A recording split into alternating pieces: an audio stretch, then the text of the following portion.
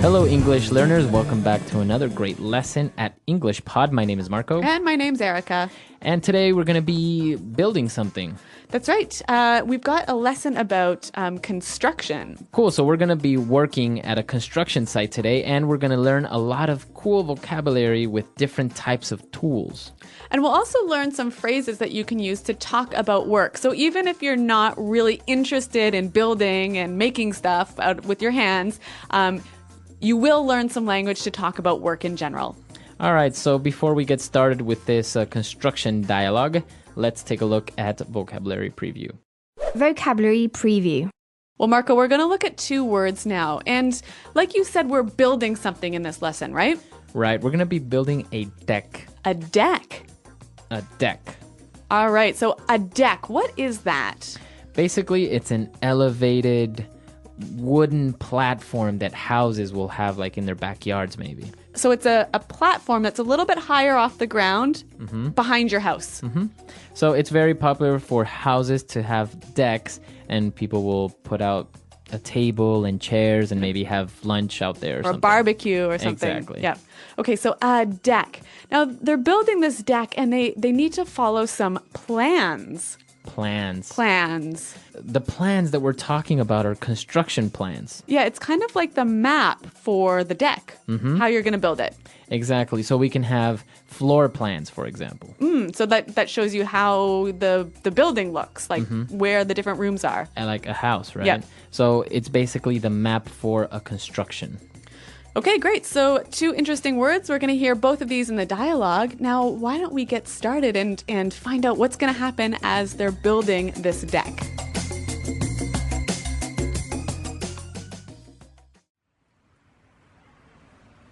All right, ladies and gentlemen, we've been hired to build a deck on this here house and turn this boring and drab lawn into a backyard oasis. There is one catch, though. We've only got one day to finish this, so I'm going to need everyone to give 110% today. It's going to be tough, but we've got a great team here, and I know that together we can tackle this project. That being said, let's get to work. That's right. Now, remember, we've been over the plans, but we really need to make sure that everything is up to code. The home inspectors here are pretty thorough, so please make sure you follow the plans exactly. And remember the carpenter's rule of thumb: measure twice, cut once. Okay, guys, let's get at it. Bob, pass me that hammer.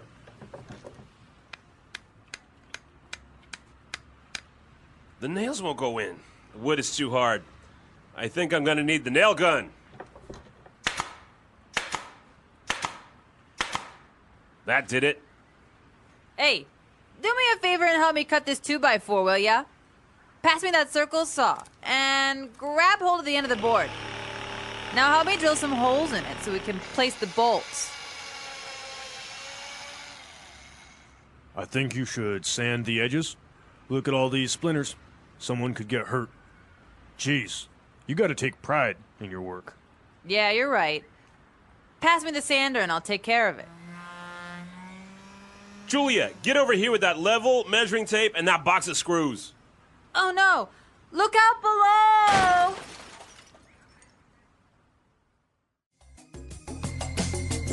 All right, so there are a lot of people building the deck. They have to build it fast. They've only got one day, so it's a really big challenge, huh?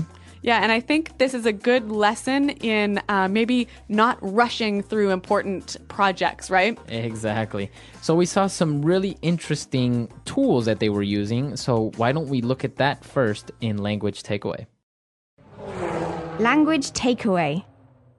All right, so we've got some language all about tools. So why don't we just get started? So they mentioned a nail gun. Nail gun. A nail gun. So we all know about hammers and nails, right? Right, so the nails are what you put in the wood. Exactly. Now this is an advanced tool, so you don't have to use a hammer. It's kind of hard to explain, so why don't we listen to the sound this tool makes?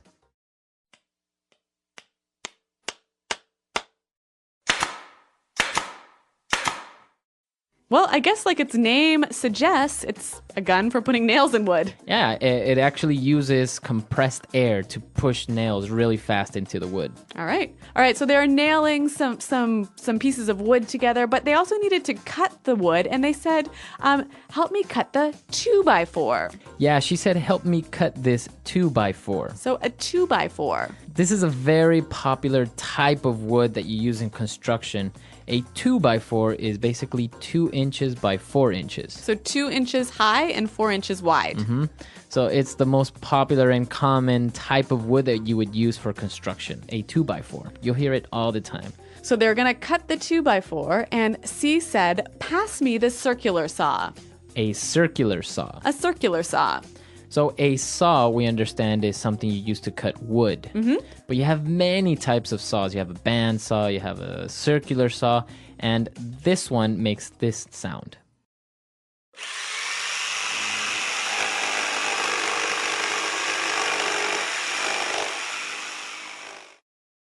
So I guess it's called a circular saw because the blade or the cutting part is shaped in a circle. Yeah, a circular saw. So after they cut the piece of wood, one of the guys said, I think you should sand the edges. To sand something. To sand something.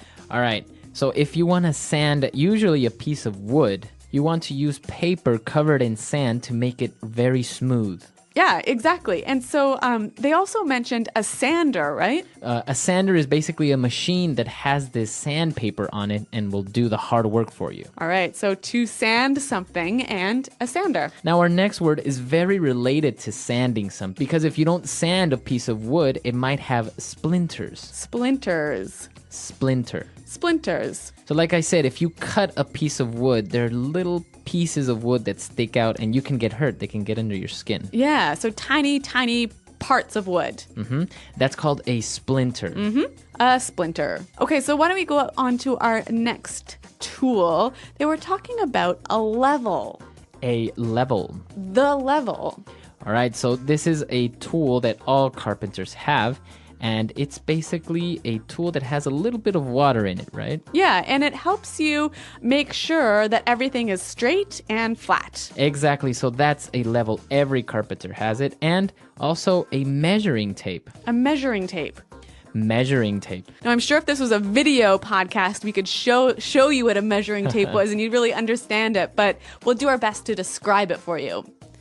So a measuring tape is like a ruler that rolls up. Mm-hmm. Yeah, it's a very convenient ruler because it can roll up and you can measure something that is maybe 6 feet or 3 meters long, and you can extend it. And when you're done measuring, you can put it back and just put it in your pocket. Yeah, every carpenter has one. A measuring tape.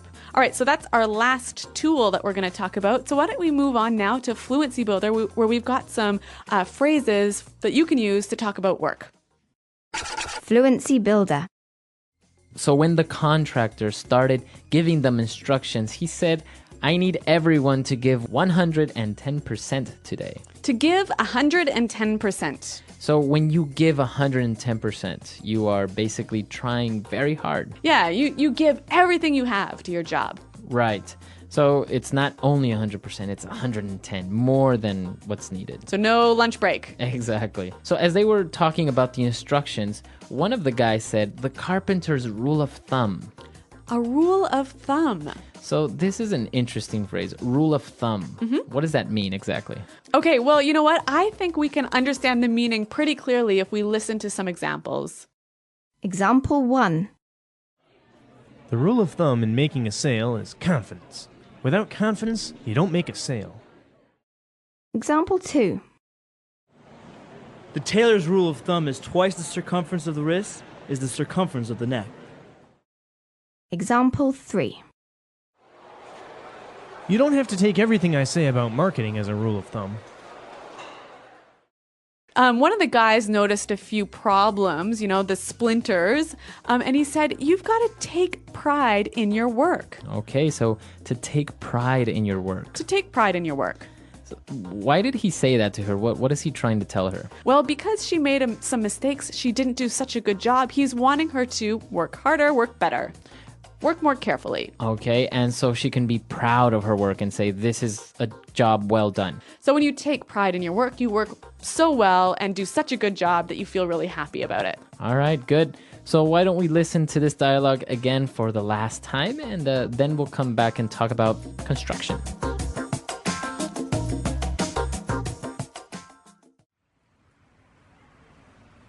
All right, ladies and gentlemen, we've been hired to build a deck on this here house and turn this boring and drab lawn into a backyard oasis. There is one catch, though. We've only got 1 day to finish this, so I'm going to need everyone to give 110% today. It's going to be tough, but we've got a great team here, and I know that together we can tackle this project. That being said, let's get to work. That's right. Now, remember, we've been over the plans, but we really need to make sure that everything is up to code. The home inspectors here are pretty thorough, so please make sure you follow the plans exactly. And remember the carpenter's rule of thumb: measure twice, cut once. Okay, guys, let's get at it. Bob, pass me that hammer.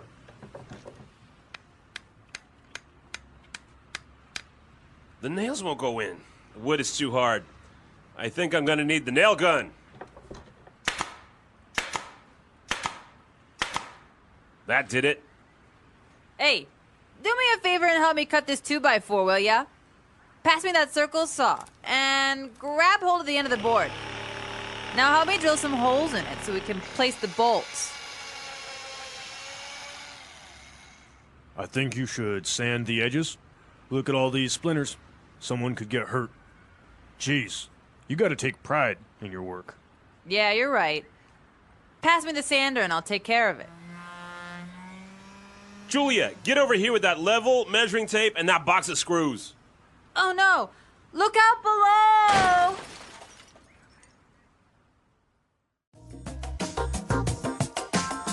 So an interesting aspect of North American culture is projects like this, right? Building a deck or maybe adding a room to your house.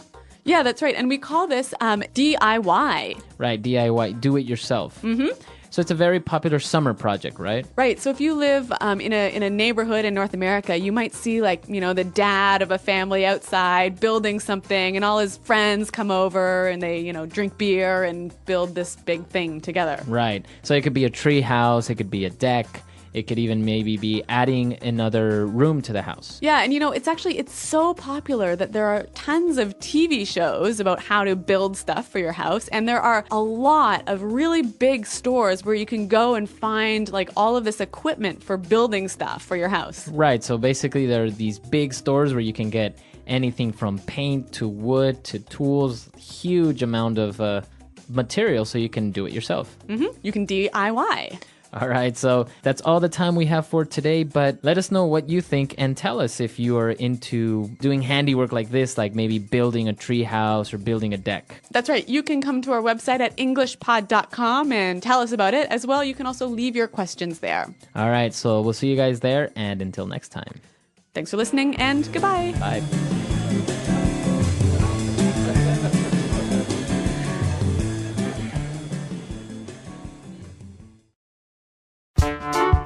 The English Pod Audio Review. Listen to the meaning, then say the vocabulary word. A circular saw mounted under a table or bench so that large pieces of wood could be cut. Table saw. To try your best. To give 110%. A decorative strip used for ornamentation or finishing on the edges of a wall. Molding. A piece of wood that is 2 inches thick and 4 inches wide. 2x4. A wall or ceiling constructed of a prefabricated material, such as plasterboard or paneling. Drywall. Let your effort be a reflection of your skill. Take pride in your work. A person or firm that supplies materials or labor for other companies. Contractor. Set of actions to complete a task. Plans. A person who makes or repairs wooden structures. Carpenter. A tool used to measure how long something is. Measuring tape. Let's try that faster. Let your effort be a reflection of your skill. Take pride in your work. A circular saw mounted under a table or bench so that large pieces of wood could be cut. Table saw. A piece of wood that is 2 inches thick and 4 inches wide. 2x4. To try your best. To give 110%. A decorative strip used for ornamentation or finishing on the edges of a wall. Molding. A tool used to measure how long something is. Measuring tape. Set of actions to complete a task. Plans. A person or firm that supplies materials or labor for other companies. Contractor. A wall or ceiling constructed of a prefabricated material, such as plasterboard or paneling. Drywall. A person who makes or repairs wooden structures. Carpenter. Now say the word and hear it in a sentence. To give 110%.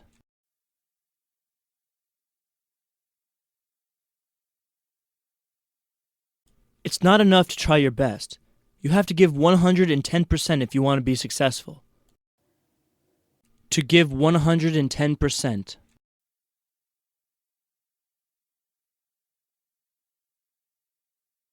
We really have to give 110% today if we want to finish this project on time.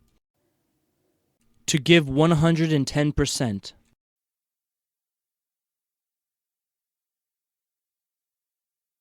Good job, team. You really gave 110% out there today. 2x4. We need another 2x4 to finish this deck. 2x4.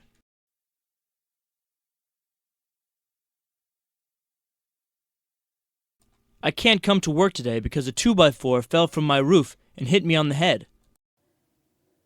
2x4.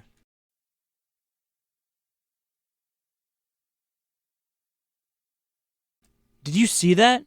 That wrestler pulled out a 2x4 and broke it on the other guy's back. Take pride in your work.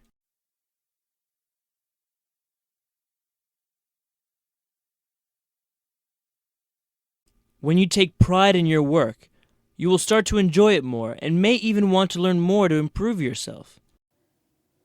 Take pride in your work.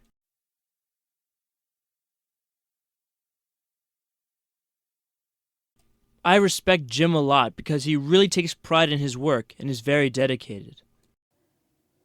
Take pride in your work. How can I take pride in my work if I don't enjoy what I'm doing? Plans.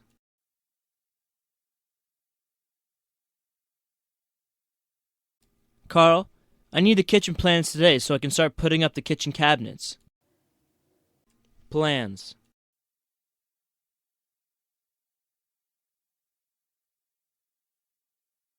These floor plans are in Chinese. We need to get them translated before we start construction. Plans.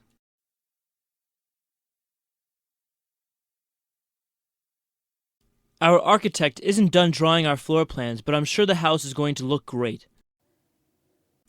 Measuring tape.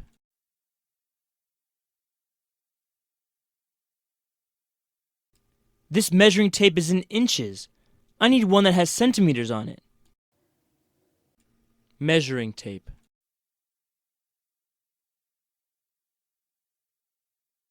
Measuring tapes were originally used by tailors and dressmakers. Measuring tape.